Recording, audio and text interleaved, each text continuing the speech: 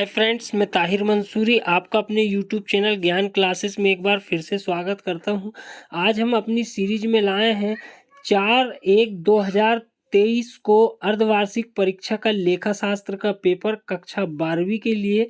तो आइए शुरू करते हैं अपने वीडियो को। तो यहाँ पर हम आपको सबसे पहले सही विकल्प जो प्रश्न क्रमांक 1 में आने वाला है उसे बताएंगे। तो पूंजी का वह भाग जो अंशधारियों से वास्तव में प्राप्त कर लिया गया है क्या कहलाता है? तो ये कहलाएगा प्रदत्त पूंजी। इसका आंसर होगा। इसके बाद जो अगला क्वेश्चन है वो रहेगा अंशों के हरण पर अंश पूंजी खाता किससे डेबिट होगा? तो इसका जो आंसर होगा वो अंशों के अंकित मूल्य पर आएगा। इसके बाद आप इसे थोड़ा सा और देख लेना किताब में, बाकी इसका आंसर यही आएगा। इसके बाद हम अगले क्वेश्चन की तरफ चलते हैं। कंपनी के स्थिति विवरण का प्रारूप कंपनी अधिनियम 2013 की किस अनुसूची में दिया गया है?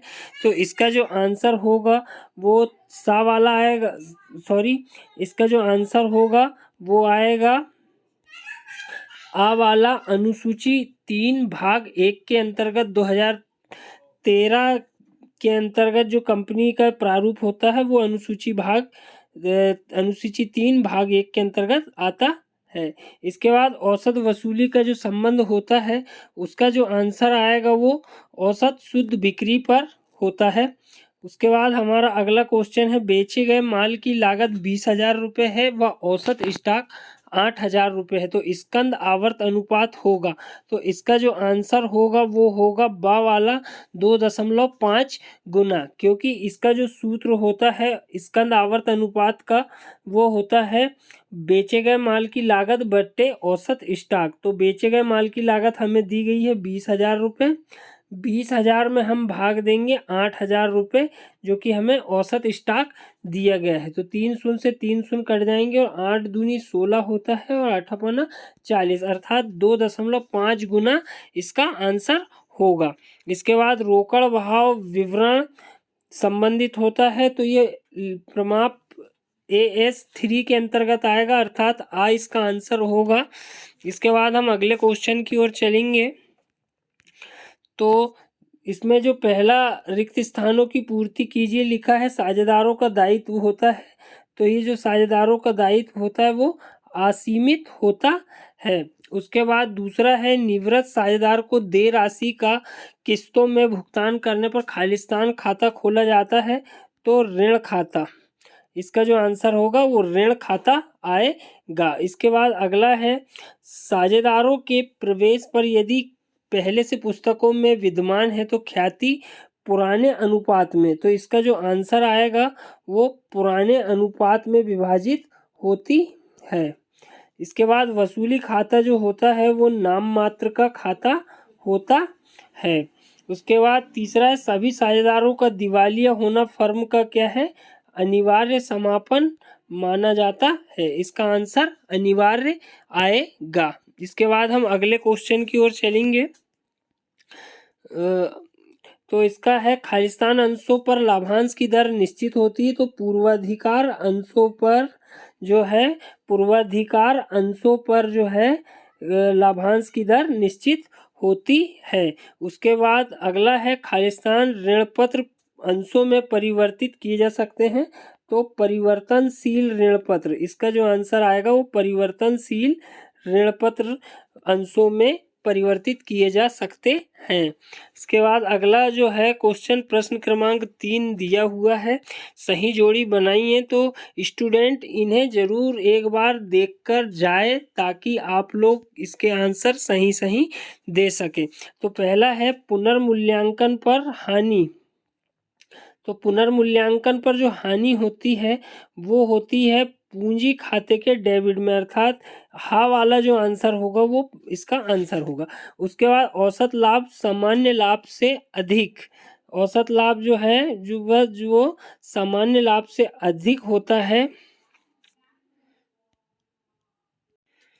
तो अधिलाभ कहलाएगा, अर्थात दूसरे वाले का जो आंसर होगा वो दा वाला होगा। उसके बाद सामान्य लाभ की गणना जो है वो आपकी विनियोजित पूंजी पर की जाती है, अर्थात तीसरा आहरण पर जो ब्याज होता है वो जो है गुणनफल विधि द्वारा ज्ञात किया जाता है, तो चौथा इसका आंसर होगा।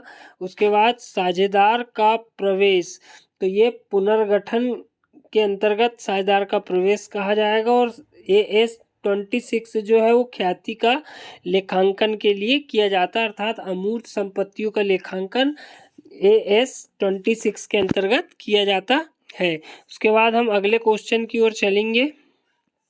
सत्य असत्य बताइए। तो सत्य असत्य के अंतर्गत जो है साझेदारी व्यवसाय का वैधानिक होना आवश्यक है, ये सत्य है।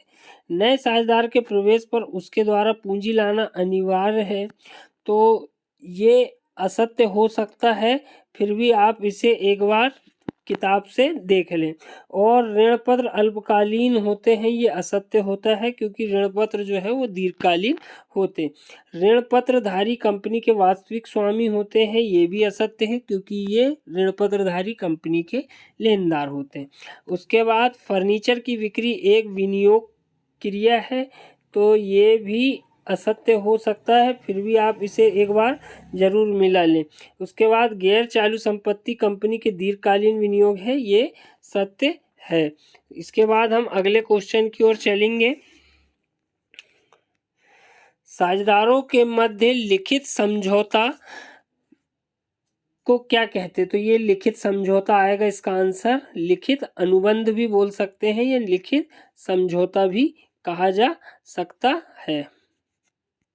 तो लिखित अनुबंध या लिखित समझौता। उसके बाद स्थायी पूंजी पद्धति में पूंजी खाता सदैव कौन सा क्रेडिट दर शेष प्रदर्शित करता है? तो इसका जो आंसर आएगा वो क्रेडिट आएगा, दूसरे वाले का आंसर क्रेडिट आएगा। साझेदारी संलेख के अभाव में साझेदारों के मध्य लाभ हानि का विभाजन किस अनुपात में होता है? तो इसका जो आंसर होगा वो बराबर या समान अनुपात में इसका आंसर आएगा। साझेदारी संलेख का जब अभाव रहता है तो लाभ हानि का जो बंटवारा होता है वो समान अनुपात में किया जाता है। कंपनी के नाम को अनुमोदित कौन करता है? तो आप इसका हमें कमेंट करके बता सकते हैं। संचय एवं आधिक्य को कंपनी के किस शीर्षक के अंतर्गत दर्शाया गया है? तो ये भी आप हमें बताएंगे। और वित्तीय विवरण बनाना किस प्रकार की आवश्यकता है? कंपनी के संचालन परिणाम वित्तीय स्थिति कौन सा प्रदर्शित करते हैं? इन क्वेश्चनों को आप किताब से ढूंढ लें और इनका सही आंसर देख लें। इसके बाद हम अगले क्वेश्चन की ओर चलते हैं। तो प्रश्न क्रमांक 6 दिया है, साझेदारी की विशेषताएं लिखिए, साझेदार के 2 अधिकार लिखिए। ये प्रश्न क्रमांक 7वां आप लोगों के सामने लिया हुआ है, आप स्क्रीनशॉट लेकर इनके आंसर ढूंढने की कोशिश करें और इन प्रश्नों को हल कर कर एक बार जरूर जाएं। साझेदारी के समापन और फर्म के समापन में अंतर लिखिए। कोई 2 दशाएं लिखिए जिनके अंतर्गत न्यायालय फर्म के विघटन का आदेश दे सकता है। तो इस प्रश्न पत्र का आने की संभावना बहुत ज़्यादा है। स्टूडेंट एक बार जरूर इसे देखकर जरूर जाए। हम इनके प्रश्नों को आपको दिखा रहे हैं और आप इन्हें स्क्रीनशॉट लेकर या इन्हें पढ़कर एक बार जरूर जाएं। और इसके बाद ये अति अभिधान क्या है? अंश व स्कंद में 2 अंतर लिखिए। पूर्वाधिकार अंशों की विशेषताएं बताइए। ऋण पत्रधारी किसे कहते हैं? अब यहाँ पर ये सकल लाभ अनुपात निकालने के लिए दिया गया है, तो आप इसे भी देख सकते हैं। तरल अनुपात की गणना कीजिए। और रोकड़ तुल्य किसे कहते हैं? इस प्रकार से इन प्रश्नों को आप अच्छी तरह से पढ़कर और देखकर जरूर जाएं। उम्मीद करता हूँ आपको वीडियो पसंद आया होगा। तो यदि वीडियो पसंद आए तो हमारे चैनल को लाइक कीजिए, शेयर कीजिए और सब्सक्राइब कीजिए।